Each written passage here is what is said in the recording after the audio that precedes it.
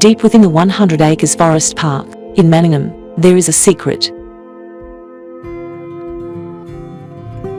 This is what remains of an old-growth eucalyptus tree, which would very likely have been alive prior to the settlement of this area. It is well over 1 meter in diameter. The 100 acres park is now dominated by regrowth forest. But originally, there would have been thousands of old-growth trees in this local area. And millions of old-growth trees throughout Greater Melbourne. Now almost all gone.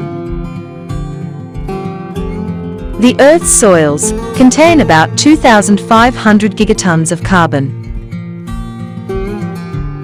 That's more than 3 times the amount of carbon in the atmosphere.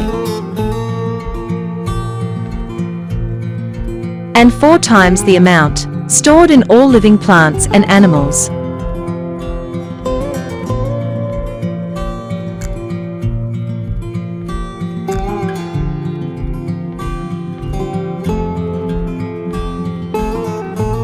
But plants and fungi are the means by which atmospheric CO2 becomes soil carbon.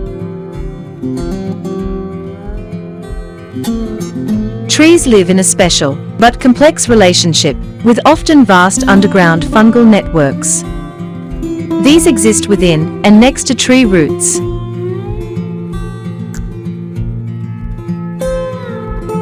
The mycelial networks can extend up to 700 times the size of a tree's entire root system.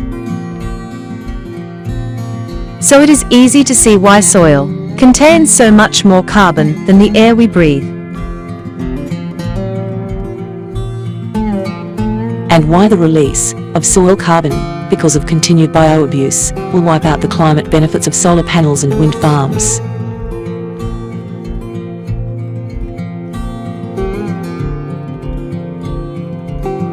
This old-growth tree stump is truly a soil carbon benchmark that shows us why soils have lost 50 to 70% of the carbon they used to have, because over half of the land that can sustain plant life has been converted to croplands, pastures, rangelands, and this destruction continues in Victoria, with native forest logging.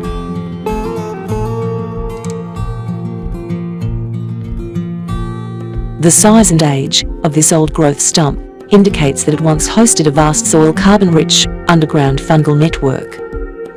Now gone. Replaced by carbon emissions.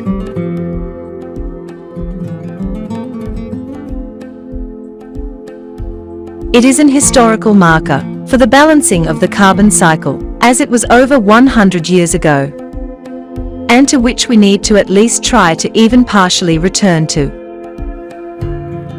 It also indicates the true extent to which depletion of soil carbon has thrown the carbon cycle out of balance. The soil carbon stores in areas such as the 100 acres forest park are slowly improving as this relatively young forest grows. But far more intervention is needed if we wish to rescue the future by even partially restoring soil carbon to the levels of the past.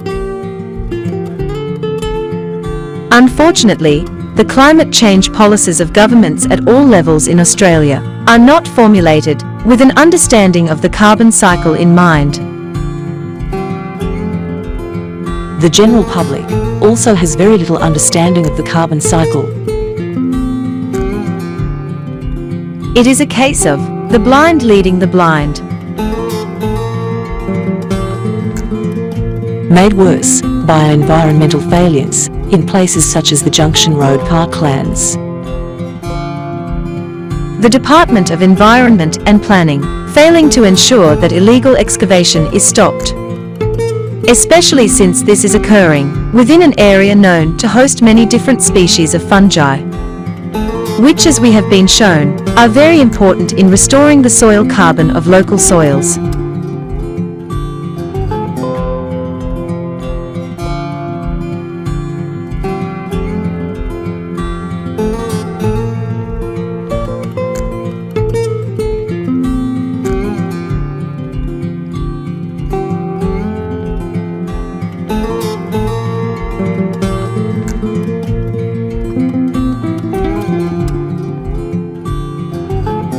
2 small microforests planted in December 2017. Temperature checks in January 2022 show that these are starting to provide 4 degrees of local cooling after just 4 years of growth. But there are no plans to grow more of these in this area. Many new microforests will definitely have a positive effect on local cooling, improved biodiversity, and improved levels of soil carbon.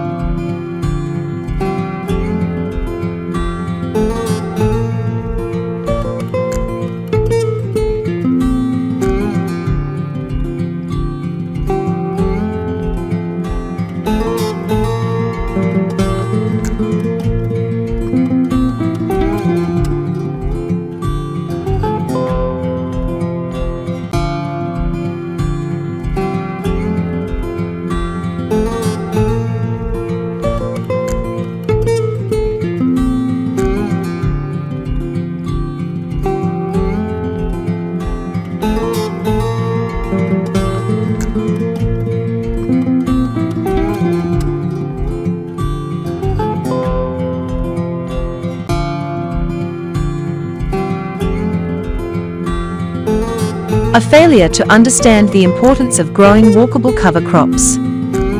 Bringing regional regenerative soil carbon farming practices to urban open space areas.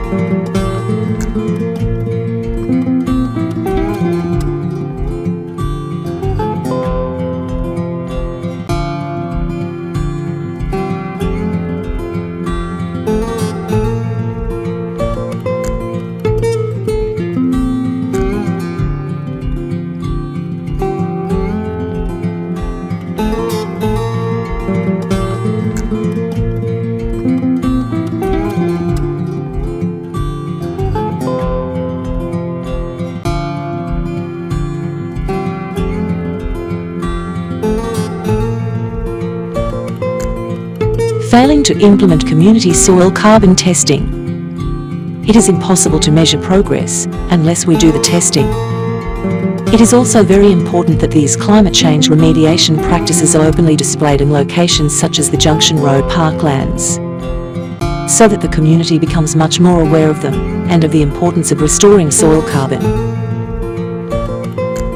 Because when we have a good look at the benchmarks for soil carbon levels in the past, and we are serious about addressing climate change, then it is very clear that we need every kilogram of new soil carbon that we can possibly get. Only when we start to actually do the things that improve soil carbon and also measure our progress will we properly start to address climate change.